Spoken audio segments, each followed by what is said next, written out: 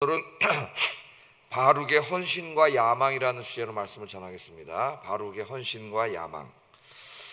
자, 헌신은 우리 기독교 용어로 헌신은 좋은 말이죠, 그죠? 우린 다 헌신해야 됩니다, 하나님께. 근데 야망은 우리 기독교 용어로는 좋지 않은 말이에요. 근데 바룩에게는 이 둘이 다 있었습니다. 어떻게 보면 이제 바룩은 하나님을 열심히 섬기는 사람들에게 올 수 있는 하나의 그 시험거리를 할까요? 아이고, 아침에 기침나자고. 그것을 보여줍니다. 자, 44장에 보면은 애굽 땅으로 이주해서 살면서 하나님을 완전히 떠나고 하늘의 여왕을 섬기며 살겠다고 이야기했던 그런 사람들의 이야기가 나옵니다. 근데 이제 45장 한 장을 넘기면은 그 사람들과는 정반대되는 사람 이야기, 바룩에 대한 이야기가 갑자기 나오죠. 애굽에 가서 살던 사람들 이야기를 계속 하다가 45장에 갑자기 주제가 바뀌어가지고 바룩에 대한 이야기가 나옵니다. 근데 바룩은 한평생 동안 하나님을 신실하게 섬겼던 사람이에요. 근데 이 44장은 하나님을 완전히 떠난 사람들, 더 말할 것도 없는데 45장에 바룩 이야기를 왜 했을까요? 하나님을 완전히 떠난 사람들은 이제 절망적인 상태에 있는 사람들이지만은 바룩처럼 하나님을 잘 섬기는 사람에게도 유사한 일이 벌어질 수 있다는 겁니다.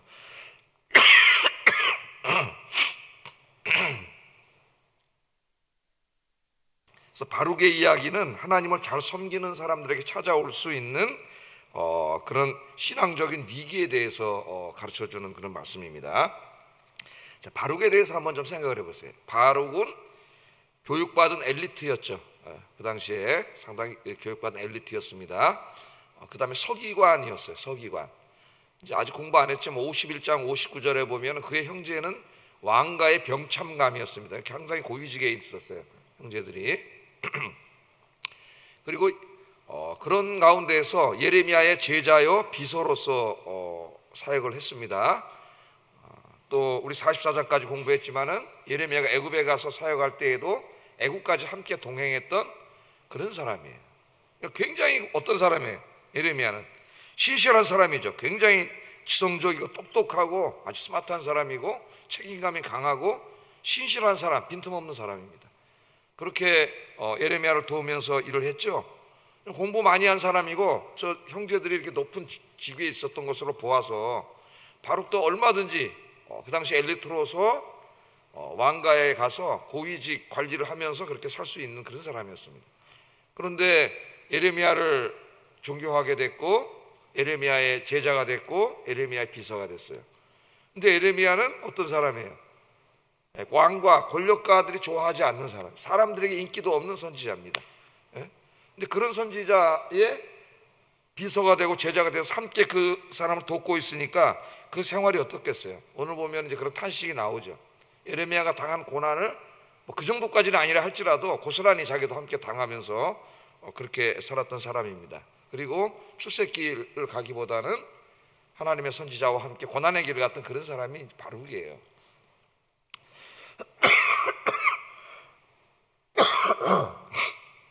성경에 보면은 특별히 예레미야서에 보면은 개인에게 하나님의 신탁의 말씀이 임한 사람은 딱 두 사람밖에 없어요. 주로 나라, 민족 이렇게 하나님의 신탁이 임했지 개인에게 임한 사람 두 사람입니다. 두 번 임했는데 한 사람은 39장에 나오는 에벳멜렉, 기억나시나 모르겠네요. 에벳멜렉 어떤 사람이었을까요? 예레미야를 죽이려고 하는 자들에게서 예레미야를 구해줬던 공중 넷이었죠. 이 사람이 하나님께서 에벳멜렉에게 개인적으로 신탁을 할 메시지를 주셨어요. 말씀을 뭐냐면은 바빌론이 쳐들어와서 모든 사람이 죽을 때 내가 너를 살려주겠다. 내가 내 말을 믿었기 때문에 너를 살려주겠다. 하나님 개인에게 이 말씀을 하셨습니다. 그리고 예레미야에서 두 번째 개인에게 하신 신탁이 바룩에게 하신 오늘 말씀이에요. 그러니까 두 사람의 공통점은 뭐예요? 다 하나님을 경외하는 사람이고 예레미야의 생명을 살려주고 예레미야를 도왔던 사람입니다. 하나님의 선지자를 도와준 사람이죠. 이제 이 바룩에게도 오늘 하나님께서 개인적으로 하신 말씀이 45장 말씀이에요. 그래서 오늘 이 말씀을 좀 한번 잠깐 묵상해 보겠습니다. 우리 모두에게 굉장히 중요한 말씀입니다. 자, 1절에 보면 유다의 요시야 왕의 아들 여호야김 넷째 해에 네리야의 아들 바룩이 예레미야가 불러주는 대로 이 모든 말을 책에 기록하니라, 그렇게 이야기하고 있습니다. 자, 이 이야기는 36장에 나오죠. 36장에 보면 26년 동안 예레미야가 예언한 말씀을 하나님 어떻게 하라? 책에다 기록하라 그래요. 그래서 예레미야가 이걸 누구에게 시켰냐면은 전문적인 서기관, 이 사람은 이제 서기관은 그를 필사하고 있는 전문가죠. 자기 비선 바룩에게 맡겼어요. 그래서 자기가 예언한 내용을 쭉 예레미야가 불러줘서 바룩이 적은 것으로 성경이 되어 있습니다.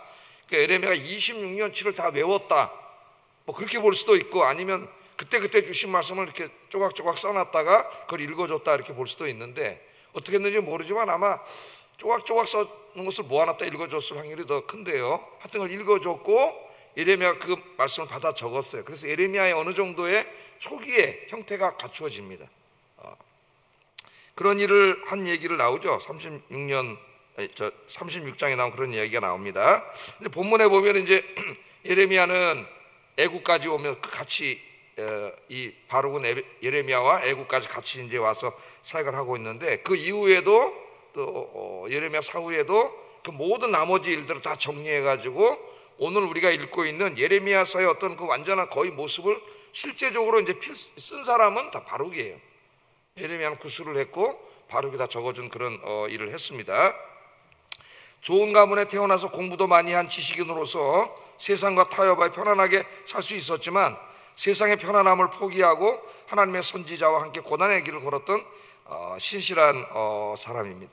아마 바룩이 한 일 중에 훌륭한 일이 많이 있지만 가장 큰 일은 하나님의 성경을 필사하는 일을 해서 오늘 예레미야서를 만든 것이죠.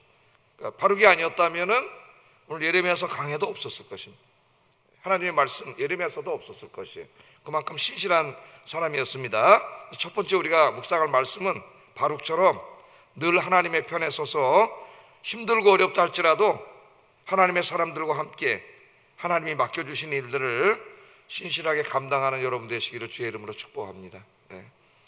그래서 그런 사람들에게는 하나님이 개인적으로 말씀을 하셔요.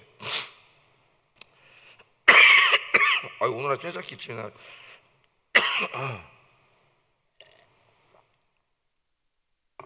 자, 바룩이 하나님의 예언의 말씀들을 두루마리 책에 기록하여 책으로 이제 만들 때 36장 거기까지가 있고, 또 이제 나중에 뒷부분도 다 이제 이렇게 바룩이 만들게 되었는데, 그때 이제 하나님의 말씀이 예레미야에게 임했습니다.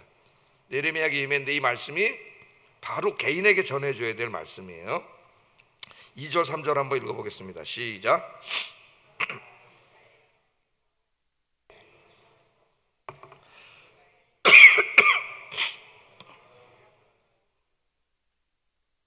나는 나의 탄식으로 피곤하여 평안을 찾지 못하도다. 그러니까 이때 그 바룩의 마음이 어떤 마음이었는지는 우리는 몰라요. 바룩이 헌신되고 충성된 것만 우리는 봐왔죠. 이때까지 44장까지도 그 애국까지 함께 동행했던 그런 신실한 모습만 보았는데, 오늘 하나님이 바룩의 그 속마음에 대해서 이야기를 합니다.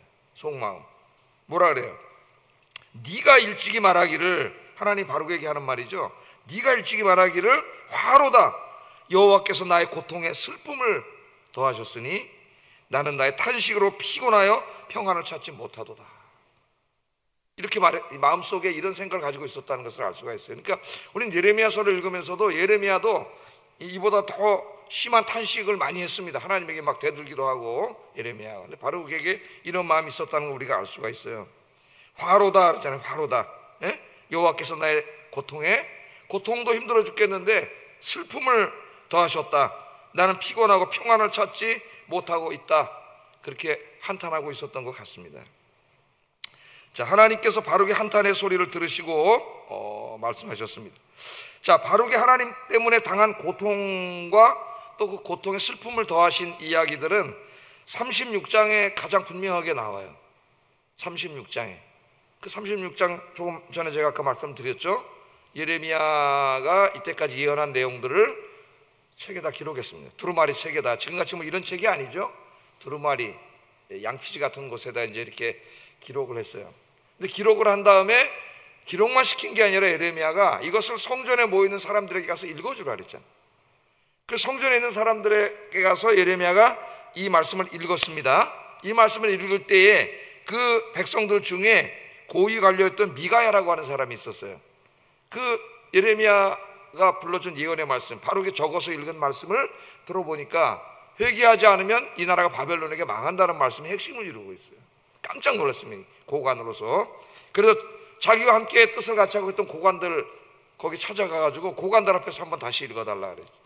고관들 앞에서 다시 읽었어요. 모든 고관들이 들었습니다. 모든 아니고 이제 좀 경건한 고관들이 들었죠.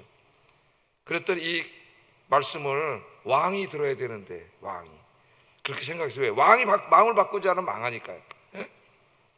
그래서 이제 이 말씀을 왕이 읽도록 여후디라고 하는 사람을 시켜서 왕 앞에 가서 읽도록 했습니다. 그래서 그 말씀 여호야김 앞에서 읽었죠. 여호야김이 어떤 반응을 보여요? 한 3장 4장 두루마리를 이제 쭉 펴서 읽고 또 한번 피고 또 한번 필 때마다 칼로 잘랐어요. 두루마리 칼로 잘라가지고 아궁 그 앞에 난로에다 집어 던졌습니다. 태웠어요. 그렇게 하나님의 말씀을 다 태워버렸습니다. 여호야김. 물론 이제 그 다음에 하나님 다시 쓰라 그래서 다시 썼어요. 그냥 안 썼으면 예레미야는 없는 거죠. 다시 또 바르게 딱 썼지만은 그 성경 말씀을 태운 이후에 왕이 무슨 명령을 내렸어요? 예레미야와 바룩을 잡아오라 그랬습니다. 잡아서 죽이려고 그랬어요. 근데 이제 미리 고관들의 도움으로 피신을 했죠. 두 사람 목숨은 건졌습니다. 그러니까 단편적으로 보여주는데 왕이 잡아다 죽이려고 했으니까 그것보다 더 무섭고 두려운 상황이 어디 있었겠어요.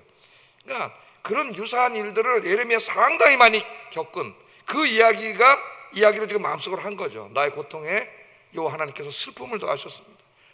그러면서 화로다 그런 이야기를 하고 있습니다. 자, 그런데 우리가 그 다음에 하신 하나님의 말씀을 읽어보면은 단지 그 하나님의 일을 하다 당한 그 고난과 슬픔 때문에 지금 한탄하고 있는 게 아니에요. 그 고난과 슬픔도 힘들지만 그 다음 얘기가 있습니다. 숨겨진 이야기. 그걸 하나님이 하셔요. 예레미야에게. 이 4절 5절에 나와요. 한번 읽어보겠습니다. 시작.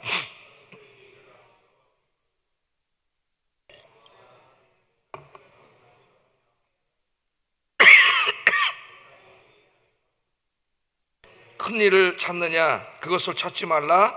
보라, 내가 모든 육체에 재난을 내리리라. 그러나 내가 가는 모든 곳에서 내가 너에게 내 생명을 노량물 주듯 하리라. 여호와의 말씀이니라. 하나님의 말씀이 또 바룩에게 임했습니다. 여기 중요한 게 뭐냐면은 내가 너를 위하여 큰 일을 찾느냐 그겁니다. 내가 너를 위하여 큰 일을 찾느냐 그 말은 네가 너를 위하여 큰 일을 추구하고 있다는 네 마음속에. 예? 그것을 찾지 말라, 추구하지 말라 이렇게 얘기해요. 여기 큰 일이 뭘까요? 큰 일을 예레미야 함께 하면서 바룩이 그 하나님을 위해서 많은 수고와 헌신을 했는데, 그러면서 이 바룩의 마음속에 큰 일을 추구했다는 거예요. 그러니까 그것이 바룩에 있었던 인간적인 야망이었죠. 인간적인 야망이었습니다. 자, 이 말씀을 성경을 제일 먼저 기록한 것은 여호야김 왕 때예요. 그런데 그 다음 말씀이 바룩의 야망까지를 위해서 기록한 45장은 훨씬 이후에 몇십 년 후에 그 애굽에 가서 다 망해가지고 애굽까지 갔을 때 그 다음에다 이 장을 기록하고 있습니다. 그러니까 그때까지 계속 이 바룩의 마음 같은 마음이에요. 야망이 있었어요. 야망이. 어떤 야망이 있었을 것 같아요, 여러분? 예? 힘들고 어려웠지만은 바룩은 그 일을 묵묵히 다 해왔습니다. 자, 아마 바룩은 이런 생각을 했을 것 같아요. 자기가 필사하고 읽고 예레미야 함께 했던 말씀의 주 핵심이 뭐예요? 나중에 이제 바벨론이 쳐들어올 때는 바벨론에게 항복하라는 거죠. 그게 하나님 뜻이니까. 예? 그런 메시지를 전했습니다. 아마 그가 생각하기에 그의 마음속에 그런 생각을 했을지 모르겠어요.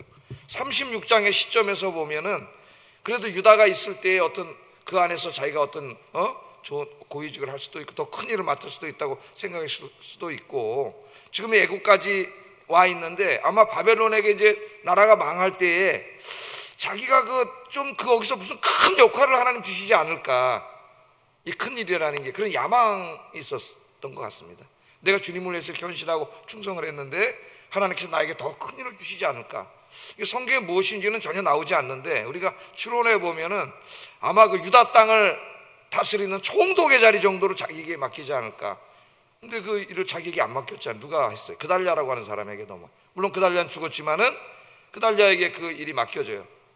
그리고 자기는 보니까 계속 어떻게 돼요? 요하난이라는 또 군부 실력자에게 그 밑에 들어가 가지고 계속 애굽으로 가는 사람 무리에 이끌려서 애굽으로 계속 가. 그래서 자기 선생님하고 애굽으로 계속 갔어요. 근데 그런 가운데서도 예레미야는 애굽의 이 마을 저 마을을 계속 다니면서 마지막까지 그 백성들을 돌이켜서 약속의 땅으로 돌아가게 하려고 계속 하나님의 일을 하고 있어요. 그런 일을 하는 가운데 보니까 이 바룩이 너무 힘들고 지쳐버린 것 같아요. 예? 고통과 슬픔을 더했는데 자기 마음속에 꿈꾸고 있던 그 야망을 이룰 방법이 없는 거죠.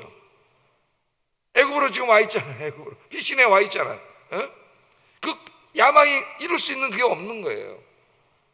그래서 단지 하나님의 일을 하는 게 힘들고 어려웠기 때문에 고통을 당하는 게 아니, 한탄을 하고 있는 게 아니고 그 일을 했을 때 하나님이 주실지도 모른다고 생각했던 자기 마음속에 가지고 있던 큰 일, 그 인간적이고 세상적인 그 야망이 좌절됐기 때문에 오늘 바룩이 한탄하고 있습니다. 한탄하고 있습니다. 근데 하나님 뭐라 그러셔요? 그 마음을 아시고 그 큰 일을 추구하지 말라 그래요. 헛된 일이라는 거예요. 그 일을 찾지 말라고 하나님께서 바룩에게 말씀을 하면서, 그러나 이제 잠시 후면 여기도 애굽에도 쳐들어오잖아요. 바벨론 군대가. 그 애굽 왕도 죽습니다. 쳐들어와서 많은 사람들이 다 죽고 여기 저 불신하는 사람들이 죽을 때에 내가 네 생명을 구해주겠다 그래요. 네 생명은 구해줄게.